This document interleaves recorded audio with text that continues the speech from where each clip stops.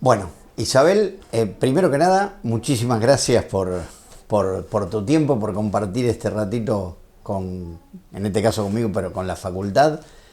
Sabés que el motivo de las entrevistas a todos los ex decanos y ex decanas de nuestra facultad es con motivo de la celebración de los 100 años de la creación de la carrera de arquitectura. Y en esas entrevistas le he hecho entrevistas a todos los ex decanos de la facultad, que dabas por distintos motivos personales, de viajes de ambos, quedó esta para este momento, así que yo te agradezco mucho. Bueno, muchas gracias por invitarme y me parece, saludo la iniciativa. Para nosotros, a mí me tocaron los 90 años y a vos los 100. No sé si a alguno de los dos nos va a tocar los 110. A vos puede ser, a mí no creo. Yo ya incluso no me tocan los 100 en pleno, recién cuando arrancamos, pero bueno. Lo primero, Isabel, bueno, reitero el agradecimiento, un placer poder hacerte esta entrevista. Y lo primero, como muchos otros que le pregunté, es que esto va a ir variando entre cuestiones que tengan que ver con lo personal, con lo afectivo y también con cuestiones que tienen que ver con las responsabilidades de gestión que te tocaron en su momento y por supuesto con una experiencia muy larga en el ámbito docente en la facultad. La primera pregunta es, ¿por qué estudiaste arquitectura? ¿Qué te motivó a estudiar arquitectura? Yo te diría que fue bastante casual. Mi padre quería que estudiara letras, porque él era abogado y era imposible para él pensar en una carrera técnica. Y yo había pensado estudiar ingeniería. Me gustaban las matemáticas. ¿Sabes por qué me anoté en arquitectura? Porque ingeniería tenía el curso de ingreso en enero y arquitectura no. Posiblemente hubiera empezado ingeniería y después me hubiera pasado a arquitectura, porque después descubrí que me gustaba mucho.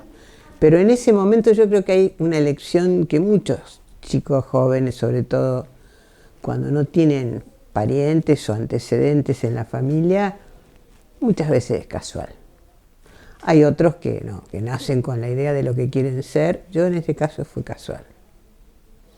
Y de tu etapa del pasaje por la facultad, en aquella época en la que fuiste estudiante, ¿qué cosas tenés como recuerdos o como cuestiones que te hayan de alguna manera o marcado o incluso docentes o personas que tengan en tu Mira, recuerdo? yo tuve una muy buena experiencia que acá quise replicar cuando fui decana y no encontré eco. En el curso de ingreso, era un curso como el de ahora, o sea, no tenía cupos, no tenía eliminación, pero me parece a mí que motivaba mucho más la curiosidad del estudiante por lo cotidiano y no tanto un bombardeo de imágenes o cosas que después se fueron haciendo bastante frecuentes en los cursos de ingreso. Si puedo contar una anécdota, nosotros teníamos un docente que se llamaba Bermúdez, pero que no tenía nada que ver con el Bermúdez que no era fue. José Luis Bermúdez. No era José Luis. Y la primera cosa que nos hizo hacer cuando llegamos, nos dijo, ustedes tienen que dibujar cómo es por adentro el mecanismo del inodoro de su casa. Obviamente nadie lo sabía hacer, creo que alguno que venía del Politécnico. Y inmediatamente esa tarde fuimos a ver cómo era el mecanismo. Es decir, había toda una cuestión de motivar la curiosidad muy buena. Y no tanto el bombardeo de imágenes o de arquitectos famosos o de arquitectos locales. A lo mejor ahora eso sería totalmente ridículo. En mi caso, todos recordamos ese curso de ingreso como algo muy motivante. Después yo tuve en primer año un docente que recuerdo porque era una persona maravillosa y un gran docente, que fue Rubén Naranjo. Yo no sabía dibujar. Al día de hoy te diría que yo dibujo a mano y a lápiz todo. Que había sido docente de arquitectura, porque él tuvo toda su trayectoria en Bellas Artes. De primer año, que estaba en lo que se llamaba Visión 1, y me dijo, no te preocupes que a dibujar se aprende. Y él era pintor. Yo no sé si aprendí alguna vez, no soy de hacer urban sketcher, dibujo con regla y escuadra, pero hago todavía muchas cosas a mano. Eran los que te infundían confianza y al mismo tiempo te exigían mucho. Después tengo algunos recuerdos. El taller de primer año era bueno, era un taller de alguien que después tuvo, bueno, una trayectoria que a lo mejor lo marginó, que era Carlos Serra. Yo lo quería mucho, yo después de mucho tiempo volví a encontrarme con él, habrá cometido algunos errores en su momento, pero era un excelente taller de primer año donde también se aprendía muchas cosas mirando y observando. O sea, la primera cosa que hicimos fue ir a relevar y dibujar en lápiz, no en croquis, sino sobre cartulina blanca. Eso hoy creo que sería impensable. Las escaleras del balneario del Parque Alem. Relevar una escalera en primer año obviamente estaba pleno de errores y había que rehacerlo. Los trabajos se observaban y tenían correcciones que había que rehacer. No es que te ponían un 0 o un bueno o un... La nota venía al fin de año, pero se hacía rehacer. Se contaban la cantidad de escalones, se contaban la cantidad de ladrillos de prensa que tenía. O sea, la curiosidad y la observación yo creo que son cosas que a mí me parece que habría que recuperar. Y que a veces no están totalmente presentes, por lo menos nosotros ahora yo lo verifico más en la gente que viene a trabajar a nuestro estudio, ¿no?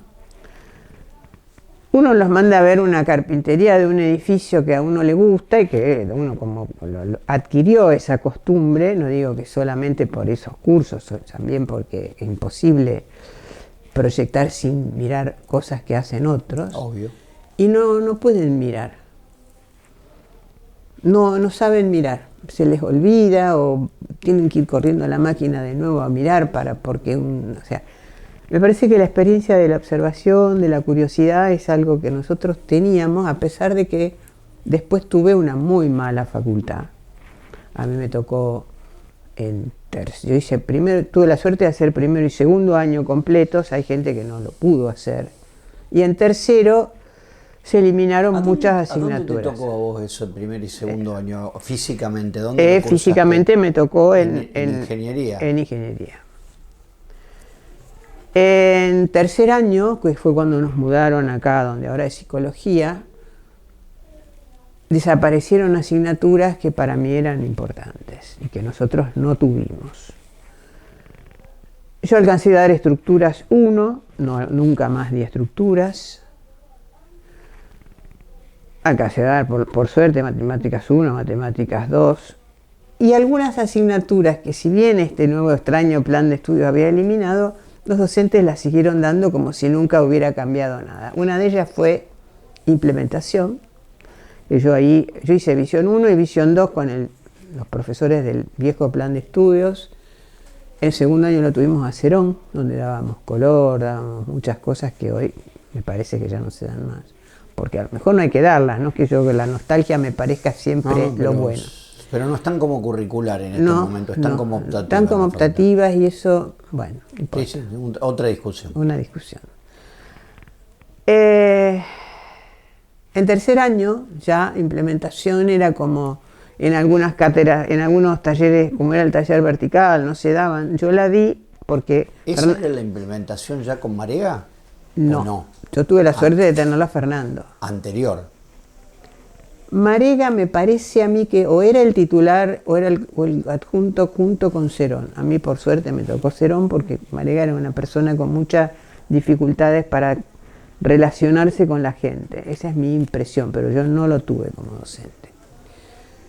En tercer año lo tuve a Fernando, que seguía haciendo visión como correspondía y también trabajaba mucho sobre la observación. Porque, por ejemplo, hicimos un análisis que tenía textos teóricos de semiótica, de un montón de composición. Teníamos el Arnheim, que no sé si bueno. Pero de la comercial de Rosario, por ejemplo, que había que ir, había que mirarla, había que dibujarla. No se usaba mucho sacar fotos porque la máquina fotográfica era una cosa compleja para andar usando. O sea que también dentro de lo que era la asignatura visión se trabajaba bastante con la observación. Fue muy buena también la cátedra de Fernando. Yo con Fernando siempre tuve mucho afecto, siempre fue un gran docente. Y bueno, después, gracias a cierto personalidad. Fernando es Boix, para aquellos que escuchen la entrevista. Gracias a que siempre fue un poco con una personalidad muy especial, el taller de Moliné siguió funcionando como si nunca hubiera habido modificaciones del plan de estudio. O sea, yo el segundo año, que todavía me anoté en el taller de Moliné, me acuerdo de la clase inaugural que dio Moliné, y me anoté porque me dijeron que era el taller más difícil. Eso me parece que también es importante recuperarlo, ¿no es cierto? Que lo difícil o lo fácil en la vida después siempre son una inversión. Si uno supera lo difícil, tiene capital ganado. Y si uno va por la fácil en la facultad, imagínate que en la vida las cosas fáciles son mucho más difíciles. En fin. El taller de Moliné siguió funcionando con los mismos docentes, con el mismo criterio, o sea que yo no sufrí demasiado la modificación en el área de proyectos ni en el área de implementación o visión. Pero sí todas las materias técnicas, no tuvimos más. Todo lo que uno pudo saber lo aprendió después.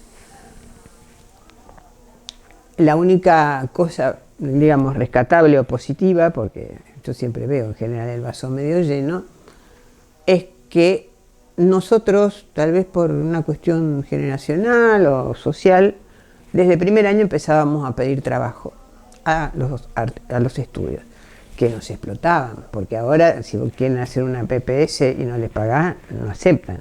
Nosotros hacíamos los concursos, pegábamos el letratón que era la trama. Yo la primera vez que fui en primer año a un concurso fue en Estudio H, que todavía tenía el local en la calle Santa Fe, que yo creo que vos ni habías nacido. Cuando se mudaron de Santa Fe. Conocer al Estudio H. ¿Lo llegaste a conocer? No, bueno. pero en calle Paraguay, en calle Santa Fe no. Yo en la calle Paraguay ya no, yo dibujé un poco en la calle Santa Fe y después trabajé bastante en algunos casos con concursos, pero hacían concursos privados y los ganaban, por lo cual nos pagaban, con Clarito Spirandelli y su mujer, muy buena gente, excelentes personas. Después trabajé bastante con Cafaro Rossi, que nosotros nos contrataban, si el concurso se ganaba nos pagaban, pero aprendíamos muchísimo. Claro, después con Moliné, pero no en Estudio H, en Moliné, yo tenía un equipo de 4 compañeros de facultad y como que él nos contrataba algunos trabajos que por ahí eran de él y trabajábamos con Moliné. Alquilábamos una habitación que daba a la calle en una casa, en la calle 3 de Febrero. No sé si vos tenés presente una casa que después la compró el japonés Shira y la modificó. 3 de febrero entre Necochea y Chacabuco. Bueno, nosotros totalmente. Antes de que la comprara el japonés, alquilábamos entre la habitación. Necochea y Colón. Entre Necochea y Colón. Vereda que mira al sur. Vereda que mira al sur. Alquilábamos la habitación del frente, era una especie de inquilinato donde atrás había otros inquilinos, gente que vivía. Pero la habitación del frente era muy linda, tenía entrada directa prácticamente desde el zaguán. Bueno, y ahí hemos hecho trabajo, éramos un grupo de 4, habíamos hecho trabajo para Iúraga, ahí ya cobrábamos. Ya teníamos cierto prestigio, por lo cual nos contrataban, ya no éramos así, pero éramos freelance. Y eso nos convenía más porque podíamos dedicarle el tiempo en función de lo que de la facultad nos iba pidiendo. Hemos hecho trabajos para Iúraga, para Cafaro, para Moliné. Con Moliné, Aníbal se va a acordar si alguna vez ve esta entrevista, hicimos un concurso que en realidad uno de mis compañeros de equipo, que era Edgardo Salomón, había conseguido la invitación porque su familia para el Parque Industrial Gran Rosario, que hoy es el Parque de Alvear. Y lo invitamos nosotros a Moliné, porque la invitación era nuestra. Y lo ganamos.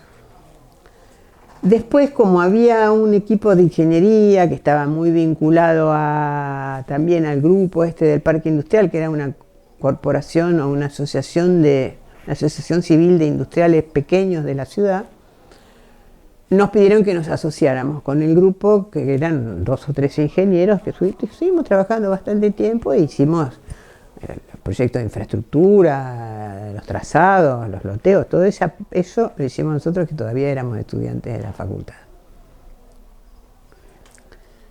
Hasta ahí te puedo decir.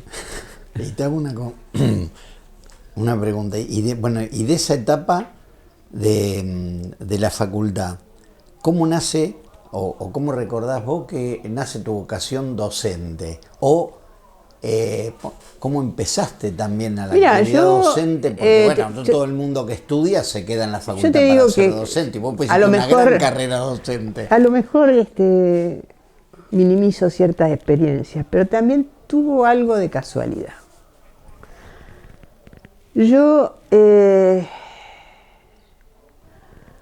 tenía algunos compañeros, uno de ellos era mi actual marido, pero que no era ni mi novio ni lo fue durante muchos años, con los que tenía muy buena relación de amistad. Uno era Andrés Villalba, ex docente, profesor emérito, ¿cómo se llama? Honorario de la facultad. Otro era Miguel Brambilla, que falleció hace poco, pero que también éramos muy amigos. Otro era Manuel. Y otro que también murió bastante joven, Mario Ortigosa. No sé si vos lo conociste a Mario. Por supuesto, Mario fue docente esos 4 mucho tiempo acá en la facultad. Éramos muy amigos. Y un día nos encontramos en algún lugar y todos estaban, yo no sé, había ido a la facultad y todos estaban anotando en la inscripción, que era como cuando vos estabas terminando. Yo creo que yo ya me había recibido y me enteré a través de estos amigos que José María Marchetti y Edmundo Coaglia, que habían sido durante mucho tiempo docentes en la cátedra de Moliné, se habían cansado de la noche y habían pedido, no sé, el taller de Moliné era siempre de la noche, habían pedido tener un taller de primer año a la mañana.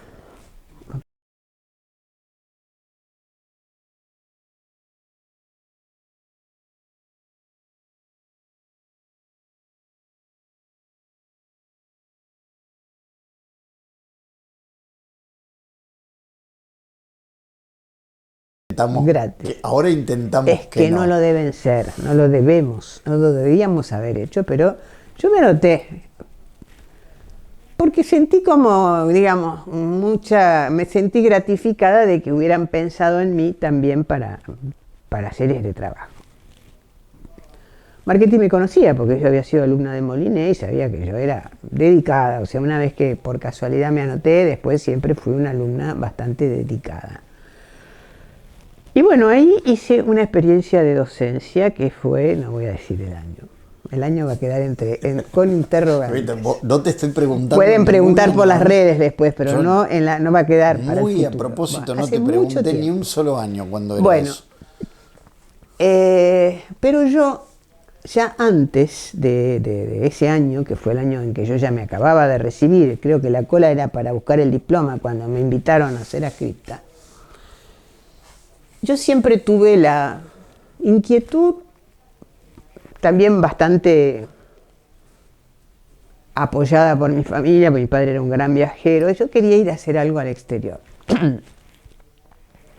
Y eso se acentuó cuando yo sentía carencias en la facultad. En la facultad se daba una asignatura de planeamiento que la daba Gorodischer, con el cual yo después seguí siendo de una relación muy de afecto, muy cercana durante mucho tiempo. Pero daban una materia de planeamiento donde se aprobaba todo en grupo, porque era, bueno, un poco la filosofía de ese momento. Y yo entonces ya había empezado a construir un currículum en lo que yo percibía que era posible en su momento. Me anoté en un concurso era un concurso, como una selección que había en un instituto de planeamiento.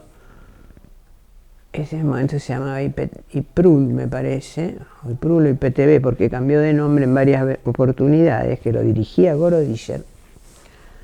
Estando todavía en el último año de facultad, yo me anoté y me contrataron para dibujar en un plan regulador de la ciudad de Reconquista. Bueno, y tuve varias. Y la experiencia del parque industrial, porque después que nosotros ganamos ese concurso, nos contrataron. Ni sé si nos pagaban, pero la verdad que esas inversiones, por eso a veces cuando los chicos dicen, no, si no me pagan, prefiero ir a trabajar a otro lado, me sirvieron mucho. Pues yo tenía un currículum en el cual había participado en una oficina que tenía fondos de las Naciones Unidas, porque después que se constituyó el parque industrial, vino un grupo piloteado por uno norteamericano que era un personaje excelente, asesores de las Naciones Unidas. O sea, nosotros trabajábamos en este lugar, que hoy es la oficina era en San Lorenzo, y donde está la farmacia, hay una farmacia, creo que es San Lorenzo y Entre Ríos, ¿puede ser? Sí. Bueno, donde está esa farmacia había un local, donde estaba el local del parque industrial. Y había asesores norteamericanos, había un montón. Sí, San Lorenzo y Entonces yo, diagonal a la obra de Roca. Trabajaba part-time ahí, tenía algunos concursos que, si bien me habían pagado 2 pesos, pero tenía mucha participación en concursos. Y tenía este concursito ganado donde trabajé en un instituto de la facultad. Por lo cual me empecé a pedir becas. Todo esto sucedió en el año antes de recibirme. O sea que yo ese año tenía una carta de recomendación de este norteamericano de las Naciones Unidas con membrete y todo. Tenía una carta de recomendación de un funcionario de la provincia, que después seguimos siendo también muy amigos. Tenía la resolución de designación en este instituto de la facultad. Tenía, qué sé yo, un montón de cosas de esas que uno tiene cuando se recibe. Que recién se recibe. Bueno, entonces yo me pedí una beca a España. O sea que cuando yo inicié la inscripción, o sea, la docencia, ya había pedido esa beca a España. Como te digo, mi vida también es una concatenación de esfuerzos, pero también de casualidades. Un amigo de mi hermana se había presentado a una beca a Italia. Me dice, pero dale, vos tenés los papeles, traducilos y presentalos. Y dije, bueno, eso es para hijos de italianos, no la voy a ganar nunca. Pero me presenté. Cuando me llegó la beca a Italia, era un momento de una de las tantas crisis que hubo en la Argentina, donde todo había de un día para otro explotado, el dólar, todo eso que siempre pasa, digamos. Y a mí además me dio miedo. Yo tenía 24 años, que en esa época no había WhatsApp, nadie se iba afuera. Me dio miedo. Y me escudé en el hecho de que no pagaban el pasaje para renunciar a la beca a España. Al mes me toca el timbre la secretaria del consulado de Italia para decirme que me había ganado la beca a Italia. Me pagaban el pasaje, me pagaban una mensualidad que no sabemos lo que era, eran liras. Eran liras. Sí. Y me pagaban un seguro de salud. Y mi papá me dijo, te vas. En lugar de otros padres que dicen, no te vayas, era un riesgo, porque la verdad que después para comunicarse era por carta. Para hablar por teléfono, podía hablar una vez a la semana en una cola de un teléfono público. Esto parece que contando que fuera la prehistoria, pero no hace mucho. No, era no así. es la prehistoria, es bastante reciente. Era así. Menos reciente de lo que podría serlo, pero bueno. Y mi papá me dijo eso, si hay que devolver algo porque te querés volver, yo lo devuelvo. Él tenía la posibilidad. Yo cuando rechacé la beca a España, la verdad que me alegro porque era un instituto de lo más aburrido, era el estudio de administración local, una cosa así. Y me fui. ¿Y la de Italia dónde era? En Roma. En Roma. Bueno, o sea que yo hice la inscripción todo ese año, pero en noviembre me fui. O sea que no terminé el año de adscripción porque ya me tenía que ir.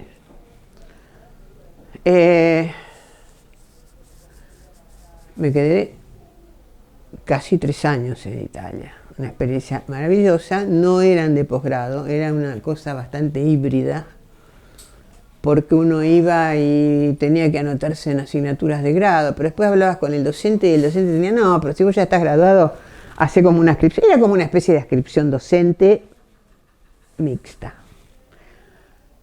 Yo me quedé 1 año, después descubrí que se podía renovar por otro año más. Y después descubrimos, ahí ya me fui con mi marido, mi actual marido no lo era, que había otro instituto en Roma. Él pidió la renovación y nos fuimos. Yo me pedí una beca más, otra beca, que acá no llegaba, y me fui a Venecia. Y estuve casi 1 año más, 1 año lectivo, no 1 año calendario, en Venecia. Y volví. Cuando volví, yo había conservado buena relación, por ejemplo, con Moliné, porque habíamos trabajado off the record con todas estas actividades. Bueno, y se nos ocurrió a los dos venir a la facultad a ver qué onda, como dicen ahora, sí. Si había alguna posibilidad. Y Moliné, yo hablé con Moliné y Manuel, no me acuerdo por qué motivo, habló con Consina. O sea que yo empecé a ser docente en el taller de Moliné porque no eran talleres, eran cursos horizontales, porque ahí estamos hablando de proceso militar. Cuando nosotros volvimos era el último año del proceso militar. Pero bueno, eran docentes que habían sido docentes toda la vida, no eran procesistas, eran profesores. Aníbal me dijo sí. Me dio un carguito de auxiliar de primera simple, que estuve bastante tiempo con el auxiliar de primera simple, y Manuel Fernández de Luco, mi actual marido, en el taller de Consina, que era de quinto. Adolfo Consina. Él daba quinto y Moliné compartía 3 orientaciones. Una era diseño urbano, donde entré yo, que lo que había hecho allá era más de tipo urbano y urbanístico. Otra era la bioambiental, creo que se llamaba, donde estaba Elio Di Bernardo. Y la tercera era edificios especiales, donde estaba Leo Gali. Leo Gali, exactamente. Bueno, yo entré ahí y Moliné... Porque esa era la época en que yo terminaba como estudiante. Yo entré ahí y Moliné me tiró un curso. Posiblemente porque me tenía confianza, o creo que porque no tenía a nadie. Porque el otro docente, vos lo conociste, que estaba a cargo de la orientación diseño urbano, era, no me sale el nombre, me sale el sobrenombre, Pepo Escobar. El Pepo Escobar. Bueno, vos lo conociste. ¿Sí? O sea, estaba a cargo de la orientación diseño urbano. Claro, yo me lo tiró a mí y yo agarré la manija, porque Pepo no tenía mucha experiencia en el asunto, y bueno, me llevaba bien con él. Tiempo, Pepo después terminó en el taller de Armando Pero Torri. Sí, porque era un personaje. Era un personaje. Bueno, me dio espacio. La verdad que era personaje, pero te dejaba hacer. Yo empecé a hacer y tuve... A partir de ahí me quedé en la docencia, me dediqué a la docencia. Siempre trabajé en otra cosa, después entré al CONICET, pero mucho más adelante. No sé si el CONICET es una experiencia demasiado gratificante en mi vida, pero me hice tiempo para seguir haciendo algunas actividades proyectuales por fuera del CONICET y la docencia. Trabajábamos mucho, yo siempre fui docente de la noche, cuando la noche empezaba a las 7 y terminaba a las 12. Sí, y nos ponían las sillas arriba de las mesas para que nos fuéramos de la facultad. A la mañana hacía las actividades del CONICET y a la tarde trabajaba en lo que podía, en algo de proyectos de arquitectura. O sea, siempre hice más o menos esas 3 cosas. No damos clase todos los días, o sea que no es que todas las... Tenemos dos días a la semana. Y yo me quedé en el taller de Moliné hasta que empezaron los concursos de la democracia. Y ahí me di cuenta de que yo tenía mucho más posibilidades y posiblemente más formación también en el área de urbanismo, no tanto en el área de proyectos. Que convengamos que durante mucho tiempo el taller de Moliné, creo que docentes de sexo femenino no había ninguna, no era fácil. Quedó Matilde Bassi mucho tiempo, pero siempre bastante, con poco protagonismo. Después se empezó a abrir más, después se cerró de nuevo, creo que ahora queda una, pero nunca fue un taller donde hubiera igualdad de oportunidades. Pero yo además no tenía tantos antecedentes en proyecto, porque tenía cosas no muy grandes y tenía muchos antecedentes en urbanismo, desde que empecé acá en el IPTV hasta todo lo que había hecho afuera. Así que concursé en urbanismo y me quedé en urbanismo. Esa fue un poco la historia de mi trayectoria docente. Ahí la cortamos porque va a ser un poco larga. No, pero extraordinario, extraordinario. Ahora, continúo. ¿Y cómo fue el salto, o cómo recordás vos? Porque eso sí es otro salto completamente distinto del protagonismo tuyo como docente al decanato. ¿Cómo no fue un salto, fue un largo camino. ¿Cómo se da? ¿Cómo fue ese? Yo en realidad, yo creo, y esto lo digo así con cierta mirada distante, pero que para ser decano hay que tener primero un proyecto académico y segundo experiencia de gestión. Yo siempre participé en actividades de la facultad, en las comisiones donde se resolvían cosas. Fui consejera, siempre suplente porque no quería ser titular, pero fui consejera en varias oportunidades.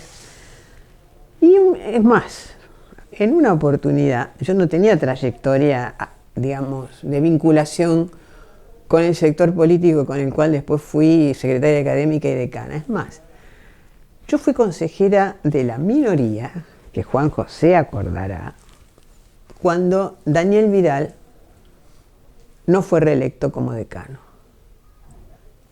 Ahí hubo algo que yo no conocía porque yo no estaba en la cocina política, donde se decidió, posiblemente porque había algunos conflictos en el rectorado entre el socialismo y el radicalismo, que sacaron de la galera un decano, que fue Alberto Santanera, que nunca tuvo proyecto académico, nunca había sido consejero, y le gustaba jugar al tenis a las 12 del mediodía. Y yo no estaba dispuesta a participar en una cosa como esa. Y sí pensaba que Daniel había hecho una buena experiencia como decano, y él me llamó. Y me dijo si yo... Daniel me había llamado antes de que terminar su mandato, porque su secretario académico, que era Adrián Caballero, no quería hacer más, porque estaba trabajando en la provincia, ya no quería hacer nada. No era muy dedicado como secretario, pero era muy competente, tenía muchas ideas, de un tipo creativo. Adrián. Sí. Antes entonces de terminar su mandato, Daniel, pero 6 meses antes, me dijo si yo no quería ser su secretaria académica, porque yo tenía una relación con Adrián de amor-odio, pero creativa. Yo había sido su adjunta y demás. Y yo le dije que no, porque pensaba que era aceptar un cargo a fin de mandato no me interesaba mucho. Que si él se postulaba a la reelección lo hablábamos nuevamente. Y ahí fue cuando él me pidió si yo quería ser consejera en su lista. Cuando yo vi cómo venía la cosa, dije sí. Yo no me sentía socialista ni me sentía en ese momento demasiado afín a ninguna de las dos, pero sinceramente no pensaba que Alberto iba a ser un buen decano. De hecho, no fue mal decano porque lo salvó a alguno de sus secretarios académicos, pero no pasó nada en ese momento en la facultad, absolutamente nada. Fui consejera de la minoría en ese momento. Pero siempre tuve muy buena relación personal, más de amistad, con Héctor Floriani, que era el decano, que era el candidato a decano que no fue, bueno, esa parte alguien la habrá contado, yo no me quiero repetir. Si querés la contás. Pero esto también después, porque es interesante, porque esto es historia viva, esto es historia viva de la facultad, por eso. Underground, por eso. Off the record. Pero esto es historia viva de la facultad. facultad. Fue así la historia. Cuando Santanera se postuló a la reelección, hubo como muchas reuniones privadas porque no le daban los consejeros, no le daban los números. Yo me acuerdo que tuve algunas muy lindas reuniones con alguien que también era amigo, pero yo tenía muchos amigos que yo no era de ninguna lista en ese momento, pero había participado como consejera de esta minoría. Una persona que estaba muy metida en estos temas era Eduardo Esproviero, que había sido secretario general o algo así de Alberto. De Alberto, sí señor. Bueno, nos juntamos con él y dijimos, mira, no le dan los votos, pero nosotros estamos dispuestos a que si hay otro candidato que no sea Alberto, votarlo, porque no teníamos candidato, éramos dos consejeras, éramos Viviana Poncini y yo, creo. Bueno, no me acuerdo bien cuál era, más o menos así la historia, después se lo podés corroborar los datos históricos con Viviana. Bueno, conversamos bastante y nos pareció, acordamos, también estuvo Marcelo Barrale en esa discusión, que una fórmula como la que después salió, donde Héctor Florian era el decano y Marcelo Barrale era el vicedecano, nos parecía aceptable y podíamos votar. Y la votamos y ganaron. Y nunca me arrepentiré, porque la verdad que un segundo mandato de alguien que nunca le interesó demasiado. Yo creo que el cargo de decano no es un premio a la trayectoria, es un trabajo. Y además es un trabajo que requiere experiencia, requiere mucha dedicación de tiempo y requiere pasión. Bueno, de resultado de todo esto, Héctor me convocó para ser su secretaria académica. Yo nunca había sido secretaria de nada, pero sí tenía un proyecto académico. Yo sabía lo que quería que fuera la facultad, o por lo menos todo aquello que no me gustaba de la facultad que Héctor heredaba. Fuimos 4 secretarios, la verdad que con 4 nos la rebuscábamos muy bien, estábamos mucho tiempo. Yo era la secretaria académica, Juanjo era el secretario estudiantil.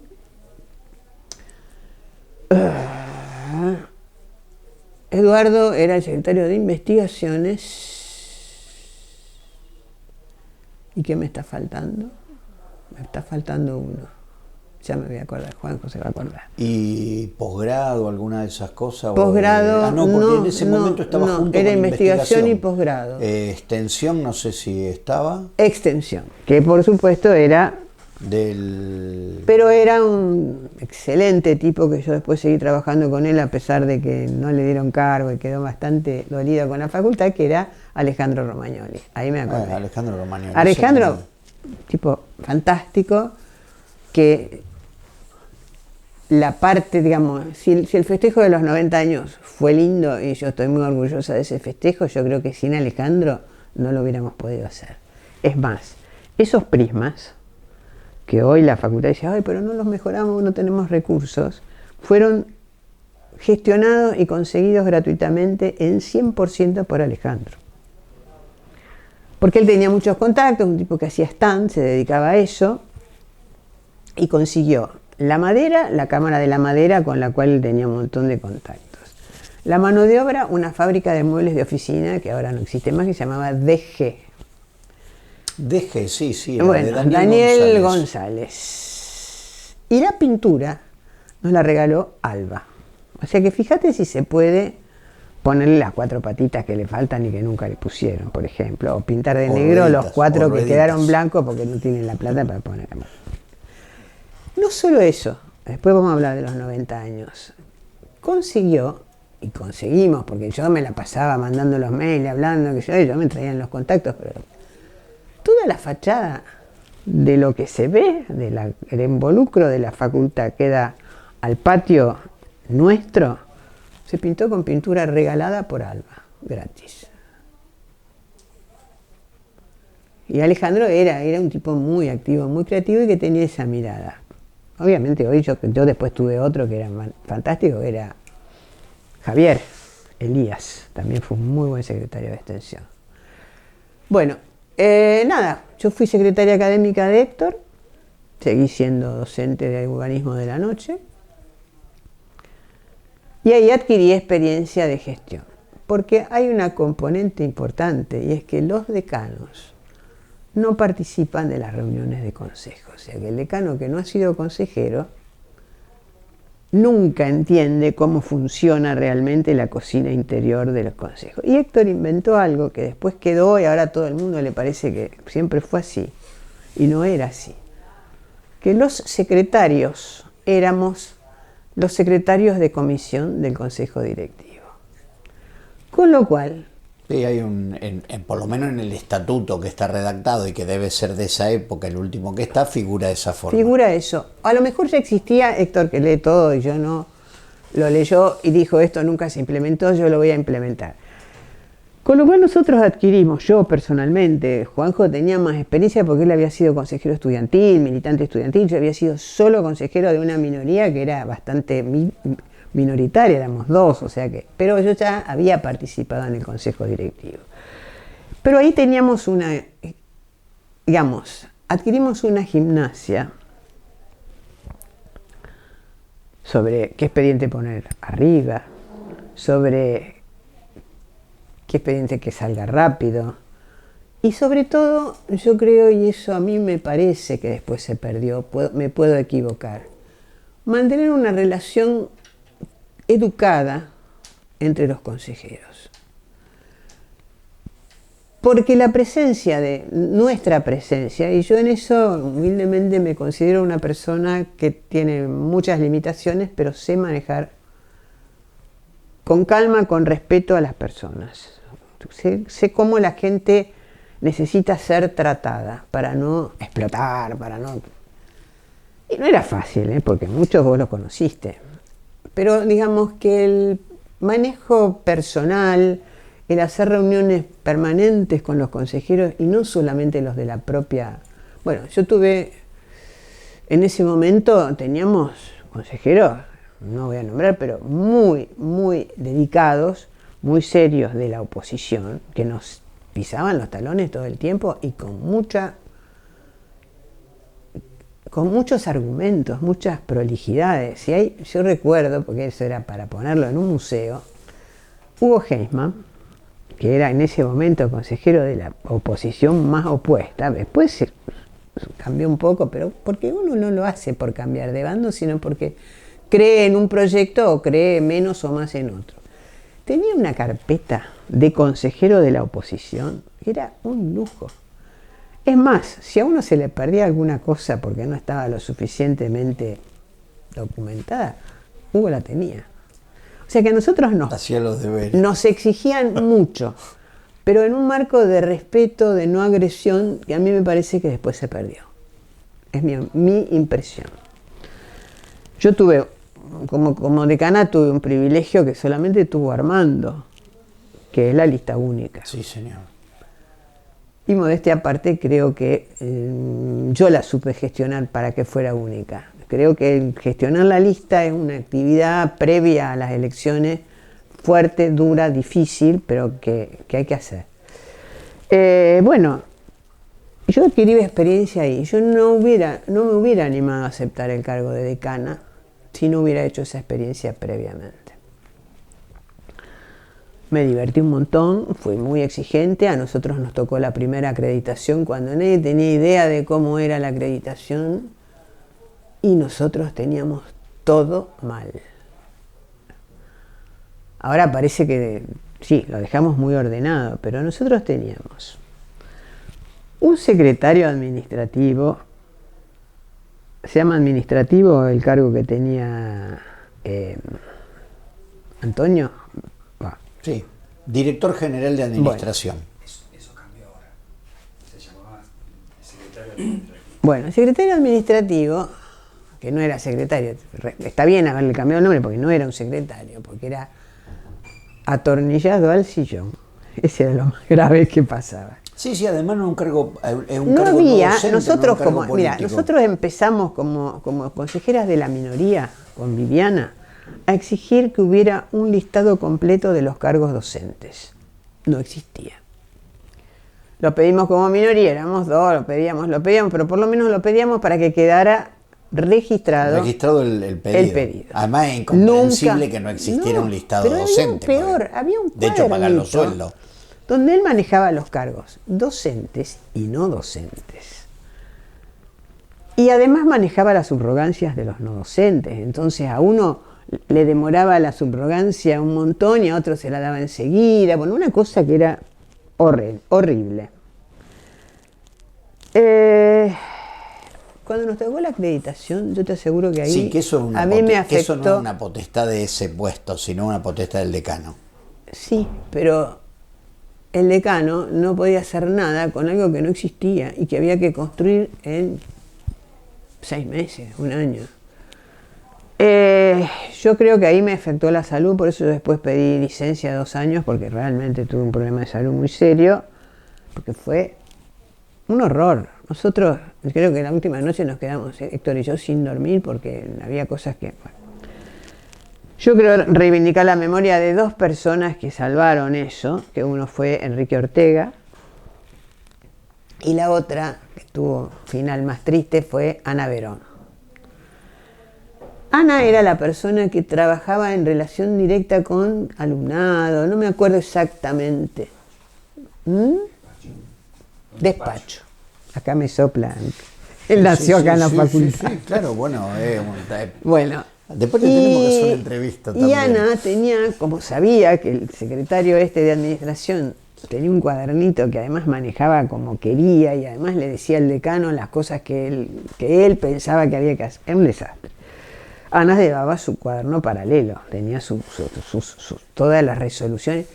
Por ejemplo, una cosa que hacía este secretario, saltar números de resoluciones, porque la guardaba por si, qué sé yo, en algún momento le hacían falta. Entonces vos tenías la resolución un ciento tanto, y 121 y después la 127, cosas así.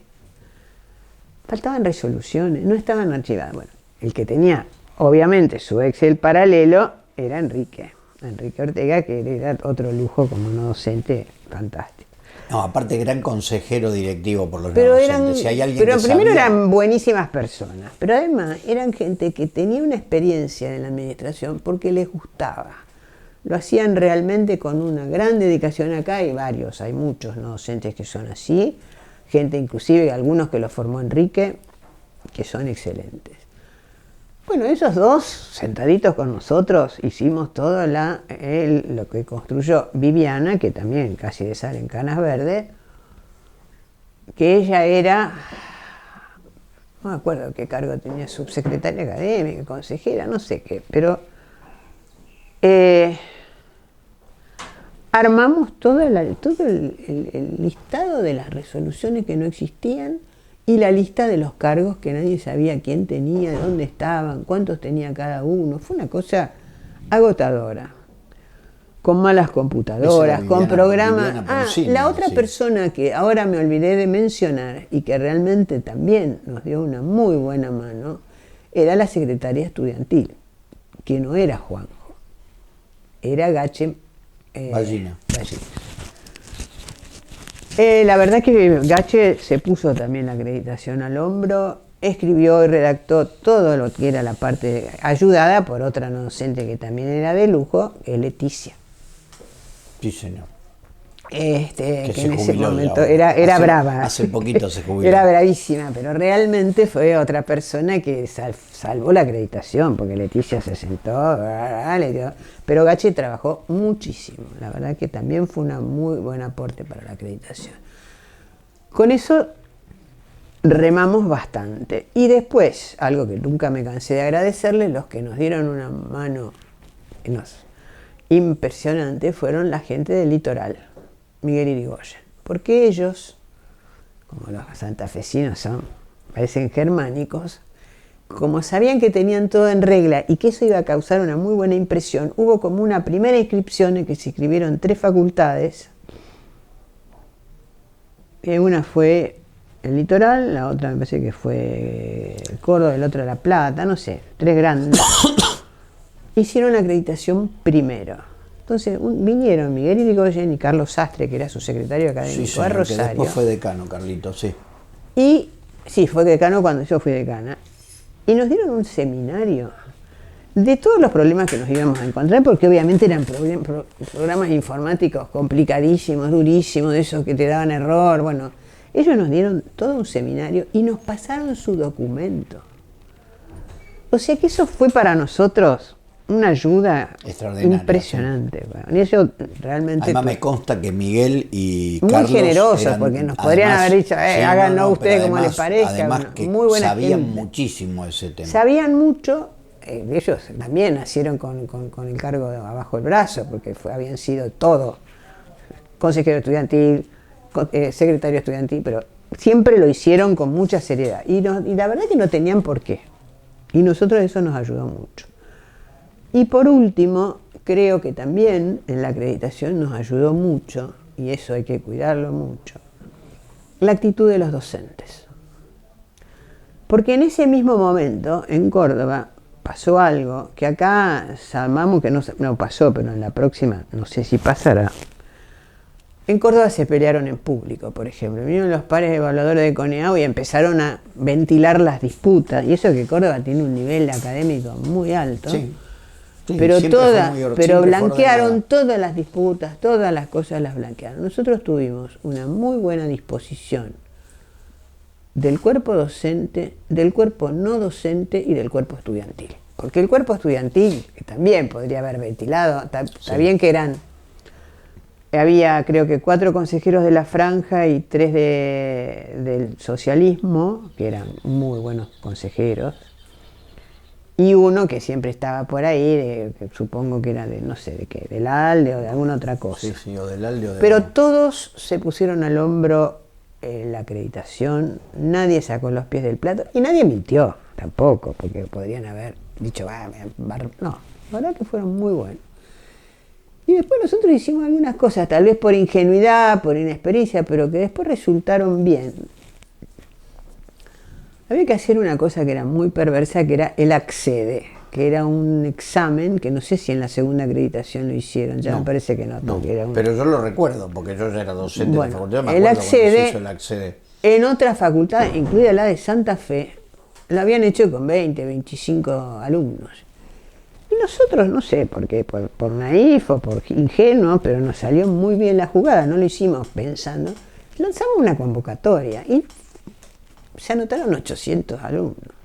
Fue un desastre, pero nunca nos pidieron mucho que lo mostráramos. El hecho de que ya hubiéramos convocado 800 alumnos, hubiéramos hecho la autocrítica del desastre, porque era un desastre, vamos a ver, sobre todo el área de proyectos. Y sobre todo el taller de Moliné. Si no lo recuerdo mal, tenía algo que ver, se hizo algún trabajo que estaba sobre en la escuela Mariano Moreno. Porque era cuarto año. Claro, lo recuerdo. ¿Qué pasó? Lo recuerdo bien yo. Ahí se reveló que nuestros alumnos tenían una garra en el lápiz. Había que dibujar a mano, porque te encerraban en un gran salón y estaba previsto. Después se lo di. Y otra cosa que también ahí fue un poco, es muy típico de lo que era en ese momento el taller de Moliné, del cual amo y hice toda mi carrera ahí, pero tenía algunas cositas. Por ejemplo, nosotros habíamos preparado una documentación sobre la escuela y habíamos definido horarios de visita que los guiaba Alejandro Romagnoli, que era el secretario de Extensión. Porque yo era secretaria académica y estaba todo el día escribiendo, y él tenía un poco más libertad de horarios y de movimiento. Obviamente los alumnos y docentes del taller de Moliné no fueron. ¿Cómo iban a ir ahí si no fueron? Y claro, la planta de la Mariano Moreno, en la cual había que hacer la ampliación, no decía que al lado hay otro pedazo de la escuela, porque el viejo, que tenía que ser un edificio antiguo, qué sé yo, bueno. El plano del que se disponía no decía que había una escuela al lado, que tiene ventanas y tiene acceso y tiene un montón de cosas. Y nosotros justamente queríamos que ellos fueran a mirar el edificio, no fueron. Todos pusieron todo contra esa medianera, un desastre, horrible, pero bueno. Me acuerdo del nos sirvió para decir, bueno muchachos, nosotros necesitamos algo de expresión gráfica que no teníamos, porque no sabían hacer una plantita a mano, nunca se pidió ni croquis, olvídate de eso, nada. No sabían dibujar una plantita así chiquita a mano, con un plano que le habíamos dado. Bueno. La parte teórica, las cosas que eran multiple choice, todo eso más o menos sí, andaban todos bastante bien, pero la parte del taller nos sirvió, nosotros hicimos la autocrítica, dijimos que habíamos encontrado deficiencia, no dijimos que era un desastre, pero dijimos que había deficiencia y que nos hacían falta las asignaturas de expresión gráfica. O sea que fuimos sinceros, bastante. Y bueno, eso cayó muy bien, que hubiéramos puesto 800 tipos, no sé, 600 en lugar de 20 o 25 que habían puesto todas las otras facultades. Como te digo, nos salió un poco de casualidad. Te ponen los 20 mejores alumnos y el resultado te da bien. No fue para competir, no fue para demostrarle a los demás que íbamos a tener más gente, sino se nos ocurrió que si era para eso, para testear algo, había que hacer una convocatoria y todo el mundo se enganchó porque había buena disposición. Eso yo se lo agradezco a todos. La verdad que fue una experiencia muy desgastante porque los programas de computación eran complicados, porque había que, por todo lo que hubo que rehacer en la parte administrativa, de cargos, todo eso, parecía que no llegábamos nunca. Y bueno, ahí está, ahí fuimos. Después yo ahí me pedí 2 años de licencia, porque tuve un problema de salud. Después me di cuenta que 2 años me venían bien, me relajé, seguí siendo docente, profesora de urbanismo de la noche. Y terminado el segundo mandato de Héctor, cuando Héctor se postula a rector, él me propuso ser decana. Yo te digo que lo pensé mucho y me pareció que tenía que convocar. Yo hice una reunión en el aula 15 para decirle a la gente, mire, a mí me han propuesto esto, quiero saber qué ustedes piensan, yo más o menos tengo las siguientes ideas, tengo esta experiencia. Cuando vi la gente que había ido, y muchos que habían sido enemigos académicos, no enemigos personales, me mandaron mails, ahí acepté. Si no, me parece que la designación así, vos querés ser decano, me pasó un poco a Alberto, me parece que no es bueno porque genera mucha fragmentación. Yo tuve esa suerte de haber tenido la experiencia y haberme dado cuenta de que la experiencia en relación con la gente, con los docentes, con los no docentes, con los alumnos, es fundamental. Les pregunté, a todos les pareció bien y después me tenía un nudo acá, digo, ¿en qué me metí? Y bueno, después me divertí, la verdad que me divertí un montón. Pero Héctor en realidad no iba a rector, fue a hacer una función allá no, tenés razón. Porque él ya había sido reelegido 2 veces. Claro, ahí fue a dirigir el CEI. Y fue a dirigir el CEI. Que fue el segundo mandato de Darío Mayorana. Exacto. Y yo fui decana. Claro. La verdad me divertí un montón, me encantaba ir al Consejo Superior. Darío Mayorana siempre conmigo fue me apoyó mucho. Y también estableció una extraña relación yo te diría de mucho respeto, no puedo decir afecto porque no lo conozco tanto, con Roldán, porque en la anterior gestión no había habido muy buena relación por todo esto de las subrogancias y de que las cosas se designaban porque el secretario administrativo decía. Bueno, a mí me vinieron a ver los delegados, no me acuerdo quiénes eran, no eras vos, porque vos fuiste después. Me parece que Virginia era ya delegada, bueno, no sé quién eran los delegados, pero que eran buenas gente, yo lo había conocido como secretaria. Y me contaron. Y yo empecé a ver la nómina en esa época, todos tenían 7, y había gente que hacía un montón de tiempo y no la jerarquizaba. Bueno, fui a hablar con él, y la verdad que me dio una mano, me empezó a levantar cargos, me dieron...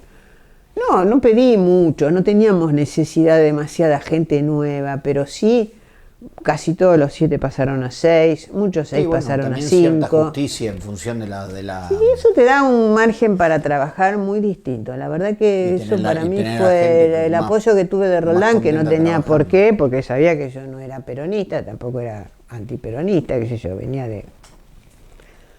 Me ayudó mucho y posiblemente Darío, que tenía muy buena relación con Roldán, algo le habrá dicho, pero Darío tampoco tenía por qué y todavía nos seguimos teniendo afecto. La verdad que Darío fue para mí también una persona que me apoyó mucho. Es muy importante para cualquier decano la relación con un rector. Sí, y él era un tipo muy activo y ya te digo, trabajar después con los no docentes un poco más contentos, todos siempre quieren una categoría más, y viste, todo eso pasa. Ni te digo cuando se jubiló el number one, había un mar de fondo ahí, pero bueno. Y vos es que ahí también, me parece que cierta intuición me ayudó. Yo pensé en un candidato y después descubrí que era el candidato del gremio, pero yo lo tenía como candidato, que era Diego, porque evidentemente era el tipo, más allá de que, bueno, el que tenía el título universitario más alto, pero es una anécdota, el tipo que todas las distintas divisiones le tenían cierto respeto, o sea, una persona que sabía también relacionarse bien con la gente. Bueno, me tocó eso, me tocó que se jubiló Ortega, yo a Ortega lo hubiera querido recontratar, pero ahí el gremio me lo bloqueó. Porque él había hecho algo que el gremio no puede aceptar, que es haber sido, cuando la reelección de Daniel, que la perdió Daniel, el no docente siempre tiene que votar al que supone que puede ganar. Y Ortega, que es un tipo con muchos principios, no lo votó a Alberto, lo votó a Daniel. Y eso lo puso en una situación de cierto ostracismo. Dejó de alguna manera en cierta Él era grande de edad, se jubiló grande. A una conducción. Él no se jubiló a los 70, se jubiló más grande porque fue consejero, o sea, pudo estirar bastante, pero cuando se fue, y yo lo hubiera querido contratar, y a él le interesaba ser recontratado, no hubo forma. No había otro mecanismo que no fuera el contrato que le podían dar desde el gremio, y no hubo forma. Pero bueno, fue bastante grande, no me acuerdo la edad, pero se fue grande. Bueno, así que esa es la historia de cómo llegué a decana. La verdad que me gustaba. Yo como secretaria académica la pasé bien. Después de ese último año me agoté mucho con lo que fue la primera acreditación. Por eso cuando fui decana, lo primero que hicimos fue armar esto que fue Viviana. Viviana tenía bajo perfil y por eso mucho parecía que no hacía nada, pero fue central para la segunda acreditación, que fue esta Secretaría de Acreditación. De autoevaluación. Para que no volviera a pasar eso, porque si bien teníamos... De hecho, fuimos una de las únicas facultades, yo iba a algunos lugares del país y lo decía, y éramos como casi la única facultad de la Argentina que teníamos una Secretaría de Autoevaluación. Pero claro, porque realmente, por más buenos jefes que uno tenga en las distintas reparticiones o lugares, alguien tiene que juntar todo. Y el consejo es una máquina de producir resoluciones. Y siempre tuvo Juan Alavicki, que fue un excelente secretario de consejo, pero después catalogarlo, saber qué cosas pueden servir para la acreditación, qué cosas son pavadas de esas que se le ocurren a algún trasnochado. No lo puede hacer un tipo solo porque es secretario de consejo. Y eso de tener una secretaría de autoevaluación para nosotros fue muy útil, y yo lo hice porque, te digo, en la primera casi dejamos la salud, todo. Nada, fue y hicimos un esfuerzo por cambiar el plan de estudio. Lo que pasa es que hay una realidad, y es que cuando los docentes no quieren cambiar, es muy difícil cambiar el plan de estudio. Lo que hicimos fue normalizar y llevar sobre papel el plan de estudio existente, el que se estaba haciendo en la facultad, normalizar los programas. Ahora a todo el mundo le parece recontra normal que haya un formulario donde la gente más o menos pone las cosas, aunque después ponen, a veces no mucho, pero había programas de 45 páginas que eran declaratorias de cosas y cosas y cosas. Había otros programas que eran la suma de los trabajos prácticos, todos abrochados. Y como nadie después lee todo, ¿viste? Nosotros tuvimos que hacer un poco esto del formulario, que nos lo pasaron los de Santa Fe para la primera acreditación. Y después eso quedó como una práctica.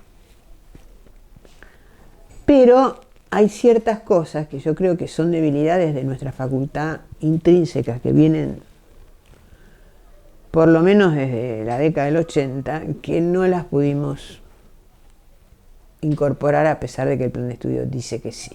Una de ellas es que los alumnos no dibujan.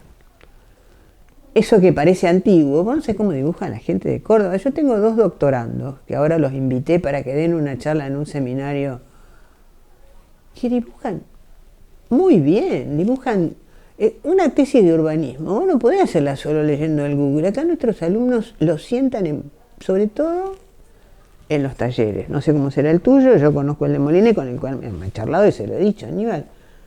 Lo sienta con la página en blanco a proyectar en segundo año, porque lo de análisis proyectual le parece una pavada antigua.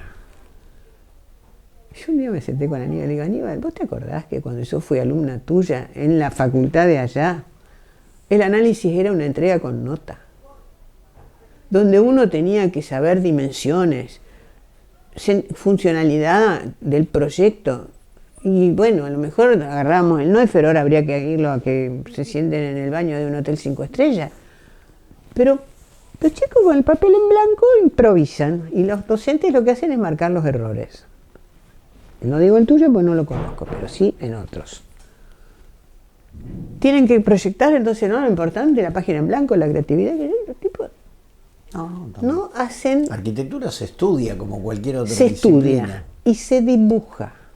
La máquina, si la usás, yo no la uso porque hice varios cursos y me aburre un montón, es con otros programas, pero no con AutoCAD. Los chicos lo sientan en el AutoCAD en segundo año. Y después hacen unos renders maravillosos y cuando vos los contratás en el estudio, te traen los renders, pedís que los hagan y no los hacen, o los contratan, o algo pasa. Pero eso tendrán que analizarlo los docentes. Pero pierden la espontaneidad o la creatividad que podría tener un alumno cuando entra a la facultad, o si no hacen ejercicios de creatividad un poquito anacrónicos, muy Bauhaus, digamos. En Córdoba dibujan mucho. En Barcelona ni hablemos. En Barcelona nadie te va ahora una tesis doctoral que no tenga un montón de dibujo a mano. En general, en todas las facultades chilenas, la gente dibuja a mano. Eso de que dibujar a mano, eso sí. Pusimos expresión gráfica y ya están todos haciendo cosas con la computadora. Un pequeño cuatrimestre donde dibujan a mano y después nada más. O sea que en realidad la facultad siguió siendo una facultad un poco abstracta, un poco conceptual, como es nuestra facultad, donde la arquitectura es muy un poco declamatoria, digamos. Entonces vos ves que los alumnos hacen un workshop internacional y dicen, yo acá voy a poner un mercado de pescadores para que los pescadores puedan volcar, pero de proyectos del mercado físicamente. O ahora tenemos un docente, me parece que de tu taller, que es un amor de tipo que hace muchos años que trabaja con nosotros en el estudio, así que sabés quién se trata y lo cargamos mucho. Sí, sí, pero que tienen para hacer un paradorcito, un miradorcito, tienen que recorrer toda la costa del río, del centro. Ah, bueno, es una excusa. Sí, pero es abstracta. En lugar de decir, bueno, releven y vean cómo es el césped, cómo es la vista, cómo es el nivel, cómo es el corte, y en eso se te va un cuatrimestre de análisis, no. Caminan, ven, me contaban que uno dibuja los hilos de Davis con 3 tubos en lugar de 4. ¿Viste? Me parece como que hay que ser más, y eso no lo logramos. Pragmáticos sobre cambiamos el el tema plan de estudio, específicamente. pero no cambiamos la idea de que es un objeto o muchos objetos o un entorno físico material lo que nosotros manipulamos. Entonces hacen muchas cosas lindas, de cuadraditos, de cubitos, de cosas. Seguro que voy a sonar antigua, pero no importa. Pero no los materializan en objetos útiles. Entonces te pueden hacer una mesada de baño que tiene 45 centímetros, un cubículo de inodoro donde la gente no puede levantarse porque la puerta le pega en la rodilla y no sabe cómo hace para mover. La idea de la dimensión, de la escala. Te pongo ejemplos muy banales, no digo que la arquitectura sea eso, porque eso lo puede hacer. De la observación, de todo eso que queríamos ponerlo, está escrito, pero me parece que se fue perdiendo. Así que al próximo a lo mejor le toca, no sé. A alguno le va a tocar. No sé, que no creo. Y los planes hay que, igual que los planes y la No, evolución porque también el de la tema, disciplina. el tema es- de la creatividad como una cosa así, que sale de la nada, Bueno, yo eso por eso no creo que sea así, pero digo, a alguno le va a tocar. Yo digo, pero nuestra facultad es así, el primer año es así. La creatividad es lo más importante que hay que proteger. Como si uno naciera creativo y si después, ojo, no te vayan a coartar eso que traes. Habrá que hacer un debate. claro que sí. Pero ya te digo, hay escuelas y por algo que no han perdido eso, nunca lo perdieron. No sé cómo es Santa Fe, porque la verdad que no tengo idea, no tengo mucha relación, tengo más relación personal que académica con Santa Fe, pero con Córdoba que tengo mucha relación, te impresiona un poco la diferencia. No digo que sean mucho mejores los proyectos, No, pero... los proyectos no son mucho mejores, pero puede ser que No, en el... ¿Sabes en qué se nota mucho? En las ampliaciones de la facultad. En el edificio de la facultad, en las ampliaciones, en los errores funcionales, en todo eso, se nota mucho. Son más prácticos. Ves que llegaste al decanato, fuiste decana de la facultad, de alguna manera hacer un balance que fueron los desafíos más importantes que enfrentaste en esos años del decanato, y si pensás que bueno, que puede plantearse como un legado de alguna forma de los Mira, años yo creo tuyos, que lo del de legado los no años existe. tuyos en Uno el rema, legado. rema, rema, después viene otro rema para atrás. A lo mejor uno rema 40 remos, el otro 20, el otro 35, y las instituciones se construyen así, todas, no solamente la facultad. Yo te diría que me gratificó mucho la gestión. La verdad que yo la pasaba muy bien. No me quise presentar a la reelección porque no tenía muchas ganas. Vos sabés más o menos cómo eran las cosas en ese momento. Y ya hacía mucho tiempo que le estaba dedicando mucho a la facultad, quería hacer otras cosas, pero la pasé muy bien. Y a veces me duele un poco que ciertas cosas se discontinúan o se discontinuaron. Y me duele un poco que esté tan fragmentada la facultad. Es decir, que haya 4 listas me parece una cosa insólita cuando toda la vida hubo 2. Como si los fragmentos fueran ideológicamente tan diferentes, cuando en realidad las cosas son más o menos personales. Me parece que una institución no se construye bien sobre un disenso tan fragmentado. Yo tuve, no sé, el privilegio, la habilidad y la experiencia y la gente que me acompañó para que eso no sucediera. Lo cual no quiere decir que no hubiera un montón de debates, gente que se oponía, que te ponía palitos en la rueda, a pesar de que eran de tu propia lista. No pasaba por el tema de la lista, pero había una vocación de construcción. A lo sumo, construir un proyecto diferente del mío, o del nuestro, o de la gente que a mí me apoyaba. Pero no de destrucción. Yo creo que hubo momentos, y a vos te tocó vivirlo, de algunos momentos del consejo, donde la vocación era destrucción, denuncia, cosas que solamente eran para ir a sacarse la bronca que a lo mejor le había pasado en otro lugar. Yo nunca entendí. A mí me las contaban, algunas trascendían, pero la idea de que somos una institución y o nos salvamos todos o nos unimos todos, yo la agradezco mucho en todo esto que mencioné. La primera acreditación lo aprendí. Cuando me presenté a decana lo utilicé como experiencia y me parece que el decano que hay o que habrá, y el vicedecano que haya, tiene que ayudar a construir eso. No a tratar de ganar más votos para un sector que ya está fragmentado porque hace mucho tiempo que ninguno saca la mayoría ni arrima, porque antes por lo menos se dirimía por un poquito, pero ahora ni arrima. Entonces, eso es lo que me parece que hay que cambiar. Que todos entiendan que no se avanza en una institución tan fragmentada. Pero bueno, eso le tocará al actual decano. O a otros. O a otros. No, sé. pero está bien, muy buena observación. Es importante Sí, eso, sí, y no por es supuesto. no es solo No, político no. y no es solo académico, Facultad. también es No, ese gestión trabajo. de las Sí, instituciones. no, un trabajo que...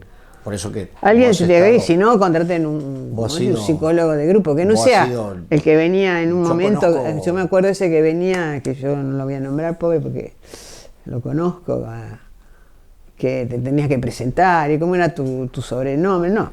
Si hace falta un gestor de instituciones, tendría que ser alguien que pueda entender qué pasa en una institución que históricamente siempre tuvo una lista o dos listas, que siempre tuvo en los estudiantes ciertos balances de acuerdo y que hoy todo está explotado. Y no es un problema académico, pero repercute claramente es que en no lo es un problema, académico. es un problema más político que académico. No, Y yo, no es un problema político. Es un problema de que cuando una institución empieza a fragmentarse es un problema humano. No es un problema político. Porque los sectores que hoy están sentados a la mesa existieron siempre. Lo que pasa es que se juntaban porque pensaban, no se querían matar entre todos.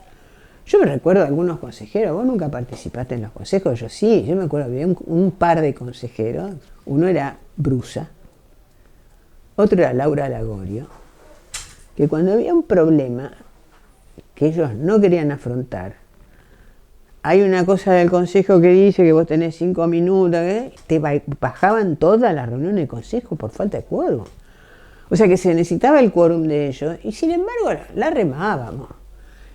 Hablábamos mucho con los estudiantes, a los estudiantes no hay que usarlos solo para que levanten la mano. no, eso ya no existe. Eso tenés que Pero hablar no todos los existe días. porque se debilitó. Pero tienen potencial. Creo que hay mucha gente joven con potencial. Y nosotros, bueno, ya estamos ahí, qué sé yo, ya nos fuimos, ustedes están más o menos, cumplieron una etapa. Y creo que el problema no es solo político, es humano. Porque ya te digo, yo estuve en la minoría. Héctor en su momento no había sido del sector de Alberto, cayó de casualidad porque él apoyaba, estaba en el radicalismo. Yo fui afiliada al radicalismo, después me borré. Pero hay una cuestión de una institución que es fundamental reconstruir la cuestión humana. Vos te podés, yo conozco tipos acá que yo entiendo cómo dialogan, porque uno estuvo en la lista del ALDE y el otro estuvo en la lista de no sé quién y después piensan lo mismo. De la facultad, a lo mejor votan a dos cosas muy diferentes en las elecciones externas, pero de la facultad para mí es fundamental eso, entender que hay algo más que lo político. Obviamente lo académico es central y lo humano es muy importante. Bueno, cerramos, listo, me voy a tomar un cafecito. Ahora sí, muchísimas gracias, Isabel. Bueno.